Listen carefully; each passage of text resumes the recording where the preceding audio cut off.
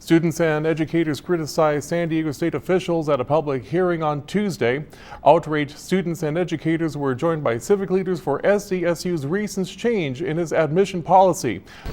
A $100,000 reward is now being offered as investigators try to determine who intentionally set the LA fires.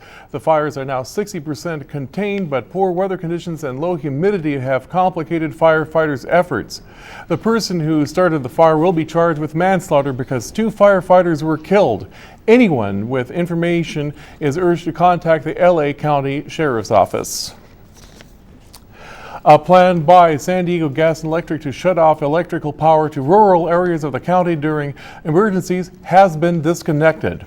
On Thursday, the California Public Utilities Commission considered SDGE's plan to shut off electrical power to San Diego's East County areas during red flag wind warnings. The utility says the shutoff plan is needed when high temperatures, high winds, and low humidity can cause a high risk of fires from down power lines. Opponents of the plan say that shutting off power during an emergency puts residents at risk of not being able to take appropriate action during a fire emergency. Located south of downtown San Diego on the Cesar Chavez Parkway and I-5, Chicano Park is an iconic landmark of San Diego's cultural heritage. It's all about numbers. Here at City College, we have about 1,100 parking spaces. 250 of those parking spaces have been taken up by construction vehicles. But the good news is that in the spring of 2010, 800 parking spaces are going to be coming available with the opening of the new Career Technology Center on 16th Street. Some 300 local community college students and administrators gathered yesterday at Balboa Park for yet another budget protest rally. The rally, organized by the American Federation of Teachers, was the kickoff for a protest walk which ended in the front of the governor's office downtown. Speakers at the rally urged the crowd to continue to voice their concerns about future education budget cuts. Of San Diego Minutemen rallied at the Borderfield State Park on Saturday. They faced off with U.S. Customs and Border Patrol agents and San Diego County Sheriff deputies armed with tear gas rifles and pistols. It's just a continuation of the suppression of these policies, Operation Gatekeeper, and the fact that they arrest the minister because he was trying to give communion. That's absolutely wrong. There's something wrong with that. It's hugely wrong, and people around the world will see that and they'll say, this is not what this country's all about or this world's all about. The Friendship Park was dedicated nearly 40 years ago by former First Lady Pat Nixon. In a widely reported visit, Mrs. Nixon straddled a small fence along the U.S.-Mexico border and embraced Mexican children, saying, "I hate to see a fence anywhere." That was 1971. This is 2009. What the difference 10 months can make. Here at the Friendship Garden, once this was a beautiful park where people on both sides of the borders came to talk to each other, to laugh and to sing. Now, it's a pile of dirt with a lot of border patrol. And just as happy faces ruled the day of Mrs. Nixon's historic visit, such was not the case last Saturday. Border agents faced down and detained two protesters attempting to reach the fence, occasionally scuffling with members of the San Diego Minutemen. James McGregor says his group stands for legal immigration and not racism. Our country stands by law and order, has nothing to do with racism, has nothing to do with race. Anybody who comes into this country needs to come here through the legal process. With video journalist Alex Miller-Pastore, I'm Paul Kruze, News Scene. Lifeless bodies sit on pedestals inside of lucite boxes, while others gaze into space by the aid of appendages tied to the ceiling above. As lifeless as they may be, these bodies tell a story, one that man has tried to tell from the beginning of time. This is Body Worlds.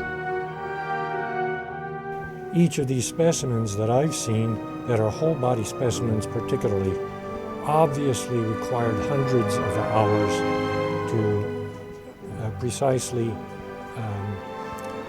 pare down to their essential anatomical elements. Body Worlds is an exhibit of 20 full human bodies and 200 body parts, dehydrated and bathed in silicone, now showing at the San Diego Natural History Museum. I think that many of them, especially the pregnant woman, for me, have great impact. It's positive and almost artful and symbolic and philosophically meaningful. Dr. Quillen says the exhibit is often a word to the wise to live and lead a healthier lifestyle. It has a huge impact, I hope, especially on smokers, to see the horrible troubles that can come to their lungs. With video journalist Daniel Avila, I'm Paul Kruze, News Scene.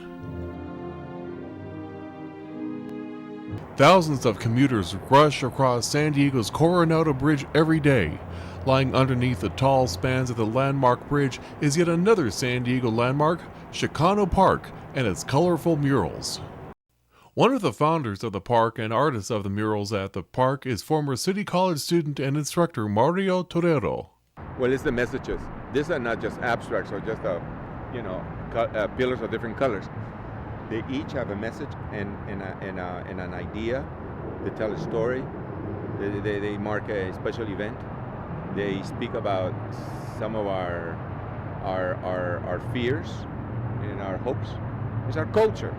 But it was Torero and other Barrio Logan activists who 40 years ago occupied the area, halting work on a planned California Highway Patrol substation. Located south of downtown San Diego on the Cesar Chavez Parkway and I-5, Chicano Park is an iconic landmark of San Diego's cultural heritage. In fact, there's a movement to have it placed on the National Register of Historic Places. For a group of City College students who recently toured Chicano Park with Torero, the park has a special meaning. I didn't know a lot about my history, but like seeing things like this really brings it to light. Like it shows you images of what actually has happened and from people who were there. Torero says that Chicano Park is a work in progress which he hopes inspires future generations of San Diego Chicanos to celebrate their culture. It's here today. I don't know how long it'll be here, but it is important while it's here, and it has been very important while it's been here. The words spoken by a community activist dedicated to preserving a corner of San Diego's cultural heritage. In Barrio Logan, I'm Paul Kruze, News Scene.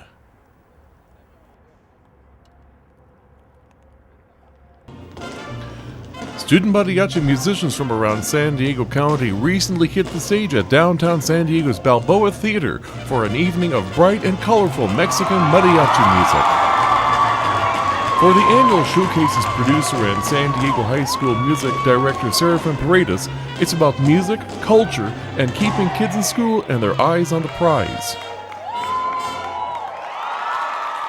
My goal is for them to learn more about their culture. Don't let their culture go down the drain. I want them to keep going through it, at least through music.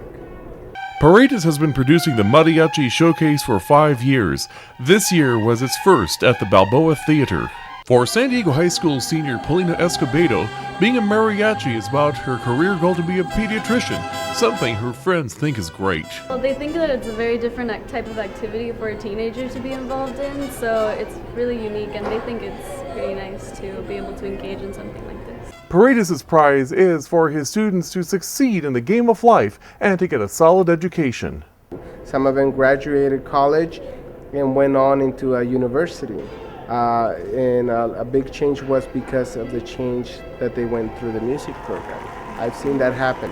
With his mariachi music program growing every year, many more young lives are sure to be changed. In downtown San Diego, I'm Paul Kruze, News Scene.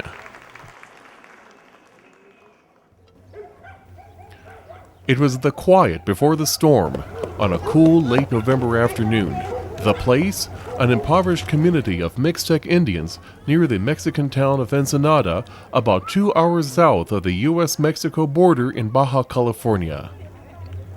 When a group of San Diego State University students led by Associate Professor Dr. Jesus Nieto arrived with food and clothes, word spread quickly. It's the most beautiful thing in the world. And I told my students, I said, you know what, before we ever get out of the car, there's going to be a rush of kids running towards us. And that's how it is every time we come. And they don't know we're coming, but as soon as they see the cars coming, they know it's somebody coming for them. The Mixtecs are a minority culture from central Mexico with their own language and culture, different from the predominant mestizos who are of mixed European and Amerindian ancestry. Caring for the Mixtecs in Ensenada started 40 years ago when San Diegan Mary Kay Miller brought food and clothes to the community. With her recent passing, Nieto and his students have taken on Miller's life work. Well, it's something that we've been, talking about in our classrooms for some time. There's a lot of need in this community, but to actually come and see it is something very, very different. Mexico is a country of rich heritage and language, but is also a country of contrasts between the rich and the very poor. I really love to see the people who look really indigenous, because they're like the most oppressed. They're really discriminated against in Mexico. The work of Nieto and his students will never be completely done, but they're doing what they can to brighten some lives, a community at a time. South of Ensenada in Baja California, I'm Paul Kruze, News Scene. Gentlemen, are you ready? Aye. Lay on. A faraway corner of East County's Lake Jennings County Park went back into a time far, far away last Saturday when Europe was ruled by kings, queens, damsels, knights, and squires. Welcome to the medieval kingdom of Terra Nuve. I am Eric Svarter. I am a Viking from early period. My character was born in 1059. The Kingdom of Terra Nuve is a medieval recreation group which is part of the Adrian Empire. Each month the group holds a medieval tournament so their members earn points towards knighthood. But for the casual observer it might look like a medieval fight club. Because for one day a month, I don't belong, 9 to 5 job. I'm out here fighting with chivalry. I get to pick up a sword, test my skill against somebody else's skill. The Kingdom of Terra Nuve is also about the role of women in medieval times. Well, chivalry has been around a long time, and just because I'm a woman doesn't mean that I can't say to a gentleman, here, carry my favor and give something to me, because I'm also carrying my gentleman's favor. So it goes both ways. Weather-wise, it's been a really un-San Diego kind of day. Some rain, some sun, and a lot of cold wind. But that has not prevented the Kingdom of Terra Nuve from protecting and defending their ladies. It's fun. As I say, a lot of people, you meet people you never would have met normally. And there's nothing wrong about going back into the future. At Lake Jennings County Park in Lakeside, I'm Paul Kruze, News Scene.